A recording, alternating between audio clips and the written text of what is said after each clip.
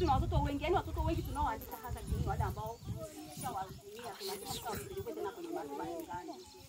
Kwa hiyo acha tuwalinde, maana wakishapona wanapelekwa matibabu, kama ni mabinti wanapeana.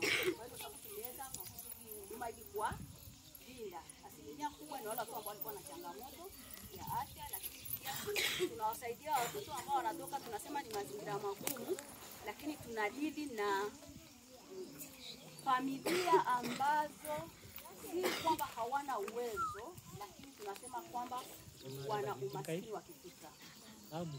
Kwamba tuna familia nyingi, unaweza kumuona juu sawa kuona kitembea, lakini mpaka sasa hivi niwaambie kuna familia ambazo ziko hapa hawana hata mtoto mmoja alienda.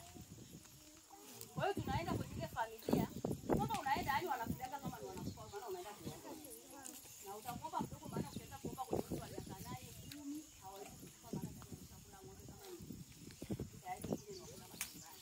Kwa hiyo tunaenda kuomba watoto wadogo kwa ajili ya miaka mitatu, tunaendelea kulelea kwa sababu hapa wanaogopa kwamba watoto wameshakuwa.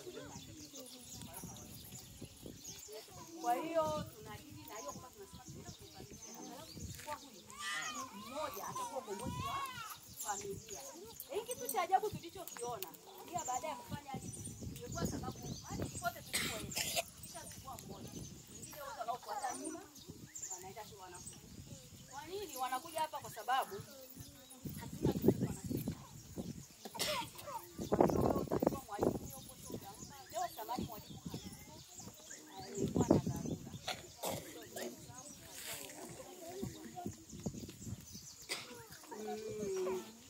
Mara nyingi sasa kweli sisi yani changamoto yetu na udhaifu wetu. Kwa hiyo tunashukuru, tunawashukuru sana. Lakini tunahitaji sana kufundishwa kwa sababu hiyo wezi. Hapa leo ukimwambia mzazi njoo leta 1000, tumpe tu tusaidiane mwalimu au tumpe mpishi, mtoto atabaki nyumbani.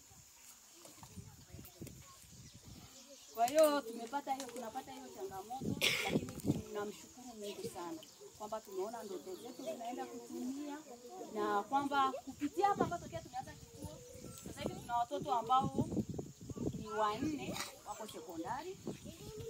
Form 2 tunaye mmoja, form 1 tunao 4. Tunao wanaoelekea wako darasa la 7, kuna ambao wako madarasa sasa haya tunashia msingi na namna kama hiyo, na tunao hawa ambao tuko hapa. Kwa hiyo tunamtukuza Mungu, maana kila siku tunaona hatua. Lakini si hivyo tu, tunaona hatua maana kuna watoto pia walishakuwa walemavu kabisa. Lakini tunapowahudumia kwa lishe tunaona mabadiliko. Pale unapoona wale wamama pale wamebeba watoto walemavu, huwa tunawasaidia kwa lishe na tunaona pia mabadiliko makubwa mno. Lakini kupitia tu hao watoto tunakutana na familia na kutambua changamoto za familia.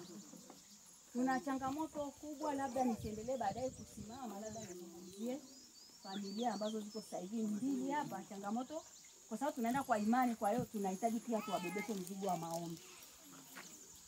Tuna familia, kuna baba ambaye ana changamoto kubwa sana. Tunao watoto wake, mtoto wake mmoja haiko sawa, tumekuwa tukimwombea, wanatamani aseme na yeye anapenda huyo hapa. Yaani kiongea naye atatamani shule, lakini kuna saa kama anajisahau. Lakini anapenda, anapokuwa hivyo. Sasa ukimpeleka kwa shule ya msingi, mwalimu anataka kwamba peleke kwanza apate jinsi ya kusaidika, angalau afike mahali hivyo.